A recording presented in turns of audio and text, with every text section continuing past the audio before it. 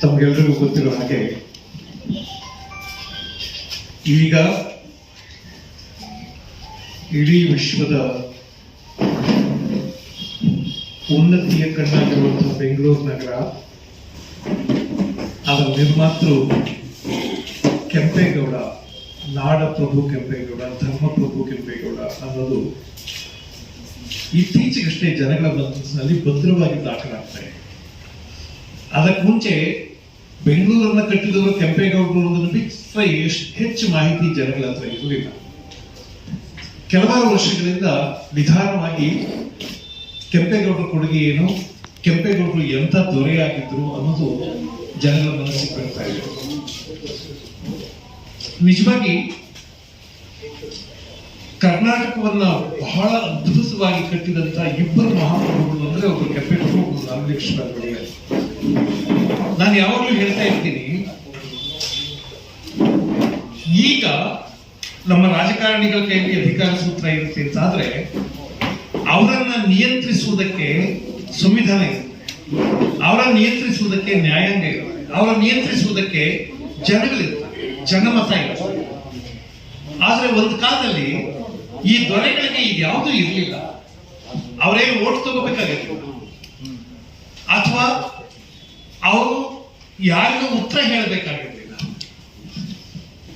ಅವ್ರಿಗಿದ್ದದ್ದು ಒಂದೇ, ತಾವು ಧಾರ್ಮಿಕವಾಗಿ ನಡ್ಕೋಬೇಕು, ಧರ್ಮ ಒಪ್ಪುವ ಹಾಗೆ, ದೇವರು ಒಪ್ಪುವ ಹಾಗೆ ನಾವು ರಾಜ್ಯಭಾರ ಮಾಡಬೇಕು ಅಂತಿತ್ತು. ನಮ್ಮಲ್ಲಿ ಯಾರಾದರೂ ಒಳ್ಳೆಯ ದೊರೆಗಳಿದ್ರೆ ಅವರು ಧರ್ಮದಿಂದ ರಾಜ್ಯಭಾರ ಮಾಡಿದ್ರು. ಹಾಗೆ ನಾಡಪ್ರಭು ಕೆಂಪೇಗೌಡರು ಧರ್ಮದಿಂದ ರಾಜ್ಯಭಾರ ಮಾಡಿದ್ರು. ಅಷ್ಟು ಮಾತ್ರ ಅಲ್ಲ, ಬೆಂಗಳೂರನ್ನ ಇನ್ನೊಂದು 500 ವರ್ಷಗಳಾದ್ರೂ ಇದು ಹೇಗೆ ಬಾಳಬೇಕು, ಹೇಗೆ ಬದುಕಬೇಕು ಅನ್ನೋದರ ಬಗ್ಗೆ ಒಂದು ಪರಿಕಲ್ಪನೆಯನ್ನು ಇಟ್ಕೊಂಡಿಲ್ಲ ಅಂತ ಅನ್ಸುತ್ತೆ. ತಮ್ಗೆಲ್ಲರಿಗೂ ಗೊತ್ತಾಗುತ್ತೆ, ಅರ್ಥ ಆಗುತ್ತೆ, ಇತಿಹಾಸ ಚಕ್ರವನ್ನ ಯಾರು ನಡೆಸೋದಕ್ಕಾಗೋದಿಲ್ಲ. ಆದ್ರೆ ಕೆಲವರಾದ್ರೂ ಅಧಿಕಾರ ಸ್ಥಾನದಲ್ಲಿರೋರು ಅದನ್ನು ಸ್ವಲ್ಪ ಮಟ್ಟಿಗೆ ನಿಯಂತ್ರಿಸಬಹುದು. ಆದ್ರೆ ಇತಿಹಾಸ ಇದೇ ದಿಕ್ಕು ಹಿಡಿಯುತ್ತೆ, ಇದೇ ದಾರಿ ಹಿಡಿಯುತ್ತೆ, ಹೀಗೆ ಹೋಗುತ್ತೆ ಅಂತ ಯಾರಿಗೂ ಗೊತ್ತಾಗಲ್ಲ. ಕೆಲವರು ಮಾತ್ರ ನಿಜವಾಗಿ ಆ ದರ್ಶನ ಇದ್ದವರು, ನಿಜವಾಗಿ ಆ ದೂರದರ್ಶಿತ್ವ ಇದ್ದವರಿಗೆ ಮುಂದಿನ ಹಲವಾರು ವರ್ಷಗಳಾದ್ರೂ ಇದು ಹೇಗಿರಬೇಕು, ಏನಾಗಬೇಕು ಅಂತ ಗೊತ್ತು.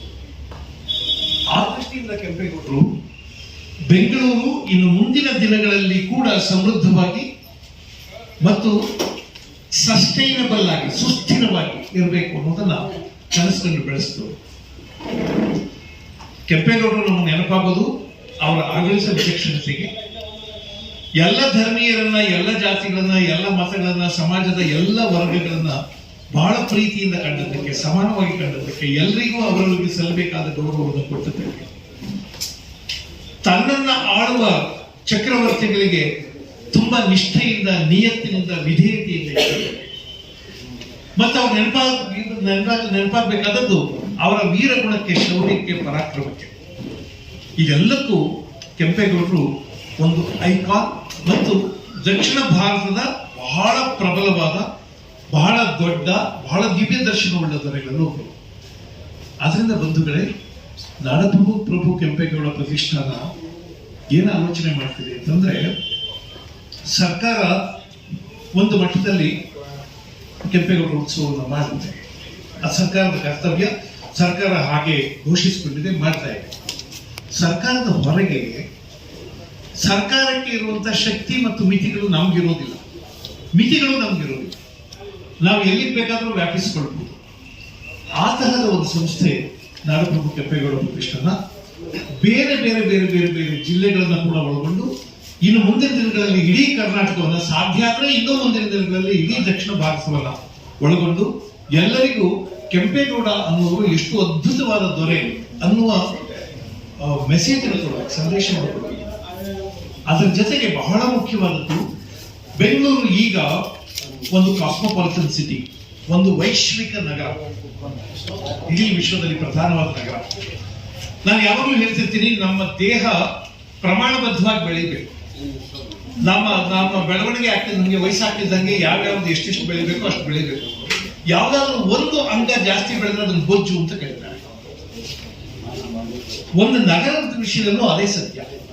ನಗರ ಹೇಗೆ ಬೆಳಿಬೇಕು ಅನ್ನುವಾಗ ನಗರವನ್ನ ಬೆಳೆಸುವ ಜವಾಬ್ದಾರಿಯುಳ್ಳವರು ಅದರ ಸ್ಪಷ್ಟವಾದ ಪರಿಕಲ್ಪನೆ ಇಟ್ಕೋಬೇಕಾಗುತ್ತೆ. ಆ ನಗರದಲ್ಲಿ ಬಹಳ ಮುಖ್ಯವಾಗಿ ಏನೇನಿರಬೇಕು, ಇಲ್ಲದೇ ಇದ್ರೆ ಬಂದವರು ಬರೀ ಲಾಭಕ್ಕೆ ಬರೋದು, ಲಾಭ ಮಾಡ್ಕೊಳ್ಳೋದು, ಹೋಗೋದು ಅಲ್ಲ. ನಗರ ಅಂತಲ್ಲ, ಇದು ವಾಸಸ್ಥಾನ. ಎಷ್ಟೋ ಜನಗಳ ಭಾವಕೋಶ ಇದು. ಎಷ್ಟೋ ಜನಗಳಿಗೆ ಈ ನೆಲ ಪೂಜ್ಯ, ಇದೆಲ್ಲ ಭಾವವೂ ಬರಬೇಕು. ಒಂದು ಸಿಟಿ ಅಂದ್ರೆ ಆ ನೆಲದಲ್ಲಿ ನಿಂತವ್ರಿಗೆ ಈ ನೆಲ ನಮ್ದು ಅಂತ ಅನಿಸ್ಬೇಕು, ಈ ಭೂಮಿ ನಮ್ದು ಅಂತ ಅನಿಸ್ಬೇಕು. ಇಂಥದ್ದೊಂದು ಭಾವಕ್ಕೆ ಐಕಾನ್, ಇಂಥದ್ದೊಂದು ಭಾವಕ್ಕೆ ಸಂಕೇತ, ಪ್ರತಿಭಾ ರೂಪ ಕೆಂಪೇಗೌಡ. ಆ ಕೆಂಪೇಗೌಡರು ನೆನೆಸ್ಕೊಂಡು ಅವರ ದರ್ಶನದ ದೃಷ್ಟಿಯಿಂದ ಬೆಂಗಳೂರು ನೆನೆಸ್ಕೊಂಡ್ರೆ ಬೆಂಗಳೂರು ಎಷ್ಟು ಪ್ರಮುಖವಾದದ್ದು ಮತ್ತು ಈ ನೆಲ ಎಷ್ಟು ಪವಿತ್ರವಾದದ್ದು ಅಂತ ನಮ್ಗೆ ಅರ್ಥ ಆಗುತ್ತೆ. ನಾಡಪ್ರಭು ಕೆಂಪೇಗೌಡರ ಪ್ರತಿಷ್ಠಾನ ಯೋಚನೆ ಮಾಡ್ತಾ ಇರೋದು ಆ ದೃಷ್ಟಿಯಿಂದ. ಒಂದ್ ಸಮುದಾಯ ಒಂದ್ ಕಡೆ ಮಾತ್ರ ಸೀಮಿತವಾಗಿದೆ. ಬೆಂಗಳೂರಿನಲ್ಲಿ ಇರೋರಿಗೆಲ್ಲ ಕೆಂಪೇಗೌಡರು ನಮ್ಮವರು ಅಂತ ಅನಿಸ್ತಾರೆ. ಎಂತ ಅದ್ಭುತವಾದ ಬರೆಯುವುದು. ಇಷ್ಟು ಬೇರೆ ಬೇರೆ ನಗರಗಳನ್ನು ಕಟ್ಟಿದ್ರು, ಬೇರೆ ಬೇರೆ ಕೌಶಲ್ಯ ಇರುವಂತಹ ಜನರನ್ನ ಹೊರಗಿನಿಂದ ಕರೆತಂದ್ರು, ಅದ್ಭುತವಾದ ಕೋಟೆ ಕಟ್ಟಿದ್ರು, ಅದಕ್ಕಾಗಿ ಬೇಕಾದಷ್ಟು ತ್ಯಾಗ ಮಾಡಿದ್ರು. ಈ ಎಲ್ಲ ವಿವರಗಳು ನಮ್ಗೆ ಗೊತ್ತಿದೆ. ತಾವೇ ಸ್ವತಃ ಒಂದು ನಾಣ್ಯವನ್ನ ಟಂಕಿಸಿ ಚಲಾಯಿಸುವಷ್ಟು ದೊಡ್ಡ ಕೆಲಸ ಮಾಡಿದ್ರು. ಅದು ಅವರ ಚಕ್ರವರ್ತಿಗಳ ಕಣ್ಣೂರಿಗೆ ಕೂಡ ಕಾರಣವಾಯಿತು ಅಂತ ನಿಮ್ಗೆ ಗೊತ್ತಿದೆ. ಇಷ್ಟೆಲ್ಲವನ್ನು ಮಾಡಿದಂತ ಕೆಂಪೇಗೌಡರು ಈಗ ನಮಗೆ ಒಂದು ಬಹಳ ದೊಡ್ಡ ನೆಪ, ಕೆಂಪೇಗೌಡರ ಅವರ ಉತ್ಸವದ ನೆಪ ಮಾಡಿಕೊಂಡು ಬೆಂಗಳೂರು ಏನಾಗಬೇಕು, ಹೇಗಾಗಬೇಕು ಅನ್ನುವಂಥ ಸಂದೇಶವನ್ನ ಆಗಾಗ ತಜ್ಞರಿಂದ ಬಲ್ಲವರಿಂದ ಸಮಾಜಕ್ಕೆ ಕೊಡಬೇಕು ಅನ್ನೋದು ಕೆಂಪೇಗೌಡ ಪ್ರತಿಷ್ಠಾನದ ಉದ್ದೇಶ. ಈಗಾಗಲೇ ಒಂದು ದೊಡ್ಡ ಕಾರ್ಯಕ್ರಮ ಮಾಡಿದ್ದೇವೆ ಕಳೆದ ಡಿಸೆಂಬರ್ 25ನೇ ತಾರೀಕು. ಆವಾಗ ಸುಶಾಸನ ದಿನ, ಗುಡ್ ಗವರ್ನೆನ್ಸ್ ಡೇ ಅಂತ ಹೇಳಿ ಕೀರ್ತಿ ವಿಶೇಷ ಅಟಲ್ ಬಿಹಾರಿ ವಾಜಪೇಯಿ ಅವರ ಜನ್ಮದಿನದ ಸಂದರ್ಭದಲ್ಲಿ ಇದನ್ನು ಆಚರಣೆ ಮಾಡಿದ್ವಿ. ನಮ್ಮ ನಾಡಿನ ಇಬ್ಬರು ದಿಗ್ಗಜರು, ರಾಜಕಾರಣದ ದಿಗ್ಗಜರು, ಸನ್ಮಾನ್ಯ ಶ್ರೀ ದೇವೇಗೌಡರು, ಮಾಜಿ ಪ್ರಧಾನಮಂತ್ರಿಗಳು ಮತ್ತು ಮಾಜಿ ಮುಖ್ಯಮಂತ್ರಿಗಳಾದ ಶ್ರೀ BS ಯಡಿಯೂರಪ್ಪನವರು ಮತ್ತು ಬೇರೆ ಮೂವರು ನಮ್ಮ ಕಾರ್ಯಾಂಗದ ಪ್ರಮುಖರನ್ನ ಕರೆದು ಅವತ್ತು ಸನ್ಮಾನಿಸಿ ಗೌರವಿಸಿದ್ದೇವೆ. ಈಗ 27ನೇ ತಾರೀಕು ಕೆಂಪೇಗೌಡರ ಜನ್ಮದಿನ ದಿವಸ 4 ಗಂಟೆಗೆ ಬೆಂಗಳೂರಿನ ಗಾಯತ್ರಿ ವಿಹಾರ್ ಅರಮನೆ ಮೈದಾನದಲ್ಲಿರುವಂತಹ ಗಾಯತ್ರಿ ವಿಹಾರ್ ಗ್ರ್ಯಾಂಡ್ ಸಭಾಂಗಣದಲ್ಲಿ ಸನ್ಮಾನ್ಯ ರಾಜ್ಯಪಾಲರಾದ ಶ್ರೀ ಥಾವರ್ಚಂದ್ ಗೆಹ್ಲೋಟ್ ಅವರು ಆ ಕಾರ್ಯಕ್ರಮದಲ್ಲಿ ಮುಖ್ಯ ಅತಿಥಿಗಳಾಗಿ ದಯಮಾಡಿಸ್ತಾರೆ. ಇಡೀ ಕಾರ್ಯಕ್ರಮ ಆದಿಚುಂಚನಗಿರಿ ಮಹಾಸಂಸ್ಥಾನ ಪೀಠದ ಪೀಠಾಧ್ಯಕ್ಷರಾದ ಜಗದ್ಗುರು ಶ್ರೀ ಶ್ರೀ ಶ್ರೀ ನಿರ್ಮಲಾನಂದನಾಥ ಮಹಾಸ್ವಾಮಿಗಳ ದಿವ್ಯ ಸಾನ್ನಿಧ್ಯದಲ್ಲಿ ನಡೆಯುತ್ತೆ. ನಮ್ಮ ರಾಜ್ಯದ ಹಲವಾರು ರಾಜಕಾರಣಿಗಳು, ಮುತ್ಸದ್ದಿಗಳು, ಗಣ್ಯ ಪ್ರಮುಖರು ಕಾರ್ಯಕ್ರಮದಲ್ಲಿ ಭಾಗವಹಿಸ್ತಾರೆ. ಮಾತ್ರ ಅಲ್ಲ, ದಕ್ಷಿಣ ಕರ್ನಾಟಕದ ಬಹುಪಾಲು ಎಲ್ಲ ಜಿಲ್ಲೆಗಳಿಂದ ಜನ ಬರ್ತಾರೆ.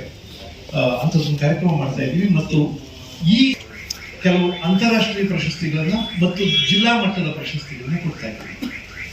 ಅಂತಾರಾಷ್ಟ್ರೀಯ ಪ್ರಶಸ್ತಿಗಳನ್ನ 3 ಜನ ಗಣ್ಯರಿಗೆ ಈ ಸಲ ಘೋಷಣೆ ಮಾಡ್ತಾ ಇದ್ದೀವಿ. ಪ್ರತಿ ಅಂತಾರಾಷ್ಟ್ರೀಯ ಪ್ರಶಸ್ತಿ 2 ಲಕ್ಷ ರೂಪಾಯಿ ನಗದು ಮತ್ತು ಬೆಳ್ಳಿ ಪದಕವನ್ನು ಒಳಗೊಂಡಿರುತ್ತೆ.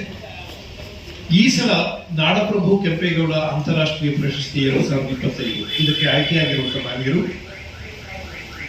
ಡಾಕ್ಟರ್ ಶ್ರೀ ಪ್ರಹ್ಲಾದ್ ರಾಮರಾವ್, ಬಹಳ ದೊಡ್ಡ ಸ್ಪೇಸ್ ಸೈಂಟಿಸ್ಟ್, ಬಾಹ್ಯಾಕಾಶ ಕ್ಷೇತ್ರದಲ್ಲಿ ತುಂಬಾ ಕೆಲಸ ಮಾಡಿದರು.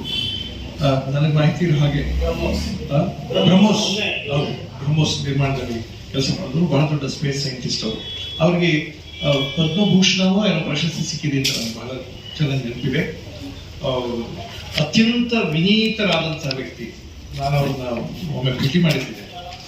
Very great person Shri Prahlad Ramarao ಅವರು. ಅವರಿಗೆ ವಿಜ್ಞಾನ ಕ್ಷೇತ್ರದಲ್ಲಿ ಅಂತಾರಾಷ್ಟ್ರೀಯ ಪ್ರಶಸ್ತಿಯನ್ನು, ನಾಡಪ್ರಭು ಕೆಂಪೇಗೌಡ ಅಂತಾರಾಷ್ಟ್ರೀಯ ಪ್ರಶಸ್ತಿಯನ್ನು ಘೋಷಿಸ್ತಾ ಇದ್ದೀವಿ. ಇನ್ನೊಬ್ಬರು ಅಮೆರಿಕದ ಅಕ್ಕ ಟ್ರಸ್ಟ್ನ ಅಧ್ಯಕ್ಷರು ಶ್ರೀ ಅಮರ್ನಾಥ್ ಗೌಡ ಅವರು. ಉದ್ಯಮಿಯಾಗಿಯೂ ನಮಗೆ ಗೊತ್ತಿದ್ದಾರೆ. ಅಮೆರಿಕದಲ್ಲಿ ಬಹಳ ದೊಡ್ಡ ಲೀಗಲ್ ಪರ್ಸನಾಲಿಟಿ ಅವರು, ಬಹಳ ದೊಡ್ಡ ಅಡ್ವೊಕೇಟ್. ಅವರದೇ ಒಂದು ದೊಡ್ಡ ಆಫೀಸ್ ಇದೆ. ಅಲ್ಲಿಯ ನ್ಯಾಯಾಂಗ ಕ್ಷೇತ್ರದಲ್ಲಿ ಬಹಳ ದೊಡ್ಡ ಹೆಸರು ಮಾಡಿದವರು. ಜೊತೆಗೆ ಕನ್ನಡ ಚಟುವಟಿಕೆಗಳನ್ನ ಅಮೆರಿಕಾದಲ್ಲಿ ತುಂಬಾ ಚೆನ್ನಾಗಿ ನಡೆಸ್ಕೊಂಡು ಬಂದವರು ಡಾಕ್ಟರ್ ಅಮರ್ನಾಥ್ ಗೌಡ ಅವರು.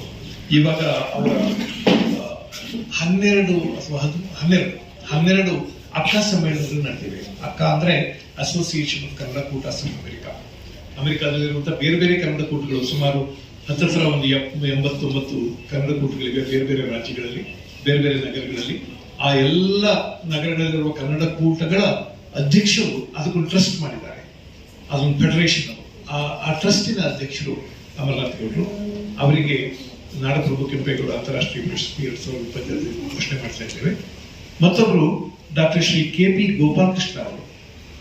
ಶಿಕ್ಷಣ ಕ್ಷೇತ್ರದಲ್ಲಿ ಡಾಕ್ಟರ್ ಗೋಪಾಲಕೃಷ್ಣ ಅವರು ಮಾಡಿರುವ ಸಾಧನೆಯನ್ನ, ಅವರ ಕೊಡುಗೆಯನ್ನ ಕೂಲಂಕಷವಾಗಿ ಗಮನಿಸಿ ಅವರಿಗೆ ಕೂಡ ನಾಡಪ್ರಭು ಕೆಂಪೇಗೌಡ ಅಂತಾರಾಷ್ಟ್ರೀಯ ಪ್ರಶಸ್ತಿಯನ್ನು ಘೋಷಿಸ್ತಾ ಇದ್ದೇವೆ. ಇದನ್ನ ನಮ್ಮ ನೇರವಾಗಿ ಪ್ರತಿಷ್ಠಾಪನೆ ನಿರ್ಧಾರ ಮಾಡಿಲ್ಲ, ಇದಕ್ಕೊಂದು ಪ್ರತ್ಯೇಕವಾದ ಸಮಿತಿ ನೇಮಿಸಿ ಆ ಸಮಿತಿಯವರು ಹಲವಾರು ಹೆಸರುಗಳನ್ನ ಆಲೋಚನೆ ಮಾಡಿ ಅವರ ಎಲ್ಲ ವಿವರಗಳನ್ನ ನೋಡಿ ಪರ್ಯಾಲೋಚನೆ ಮಾಡಿ ಆಮೇಲೆ ಈ ವರದಿಯನ್ನು ಕೊಟ್ಟಿದ್ದಾರೆ. ಅದರ ಪ್ರಕಾರ ನಾವು ಆ ಪ್ರಶಸ್ತಿಯನ್ನು ಘೋಷಣೆ ಮಾಡ್ತಾ ಇದ್ದೇವೆ. ಮತ್ತೆ ಜಿಲ್ಲಾ ಮಟ್ಟದಲ್ಲಿ 25 ಜನಗಳನ್ನ ನಾವು ನಮ್ಮ ಸಮಿತಿ ಆಯ್ಕೆ ಮಾಡಿದೆ. ಸಮಿತಿ ಆಯ್ಕೆ ಮಾಡಿರುವ ಹೆಸರುಗಳನ್ನಷ್ಟೇ ಇಲ್ಲಿ ನಾನು ಪ್ರಕಟಿಸ್ತಾ ಇದ್ದೇನೆ. ಕೃಷಿ ಕ್ಷೇತ್ರದಲ್ಲಿ ಡಾಕ್ಟರ್ ಶ್ರೀ ಎಲ್ ಹನುಮಯ್ಯ ಅವರು ಬೆಂಗಳೂರಿನವರು. ಸಮಾಜ ಸೇವೆಯಲ್ಲಿ ಶ್ರೀ H ಸುಬ್ಬಣ್ಣ ಅವರು ಬೆಂಗಳೂರಿನವರು. ಕೃಷಿ ಕ್ಷೇತ್ರದಲ್ಲಿ ಮತ್ತೊಬ್ಬರು ಡಾಕ್ಟರ್ ಶ್ರೀ NC ಪಾಟೀಲ್ ಬೆಂಗಳೂರಿನವರು. ಪ್ರೊಫೆಸರ್ MJ ಕಮಲಾಕ್ಷಿ ಬೆಂಗಳೂರಿನವರು. ವಾಸ್ತುಶಿಲ್ಪದಲ್ಲಿ ಬೆಂಗಳೂರಿನ ಶ್ರೀ ವಿ ನರಸಿಂಹನ್ ಅವರು. ಉದ್ಯಮಿಯಾಗಿ ಬೆಂಗಳೂರಿನ ಶ್ರೀ ಪ್ರಸನ್ನ ಕುಮಾರ್ ಅವರು.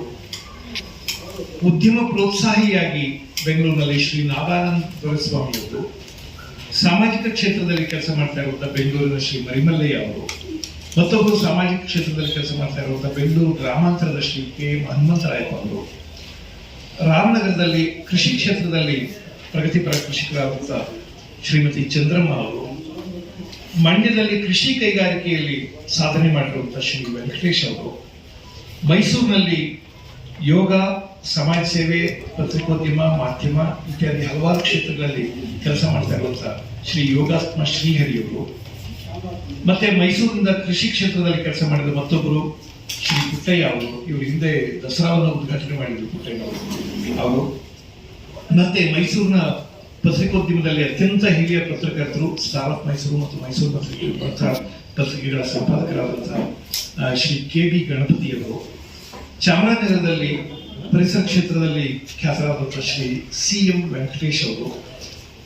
ಆಮೇಲೆ ಕೊಡಗಿನ ಸಾಮಾಜಿಕ ಕ್ಷೇತ್ರದಲ್ಲಿ ಕೆಲಸ ಮಾಡ್ತಾ ಇರುವಂತಹ ಶ್ರೀ AR ಮುತ್ತಣ್ಣ ಅವರು. ಮತ್ತೊಬ್ಬರು ಕೊಡಗಿನಲ್ಲಿ ಸಾಹಿತ್ಯ ಕ್ಷೇತ್ರದಲ್ಲಿ ಕೆಲಸ ಮಾಡಿರುವಂತಹ ಶ್ರೀ PR ಜೋಯಪ್ಪ ಅವರು. ದಕ್ಷಿಣ ಕನ್ನಡದಲ್ಲಿ ಯಕ್ಷಗಾನ ಕ್ಷೇತ್ರದಲ್ಲಿ ಬಹಳ ದೊಡ್ಡ ಹೆಸರನ್ನು ಮಾಡುವಂತಹ ಶ್ರೀ ಕಂದಾವರ ರಘುರಾಮ್ ಶೆಟ್ಟಿ ಅವರು.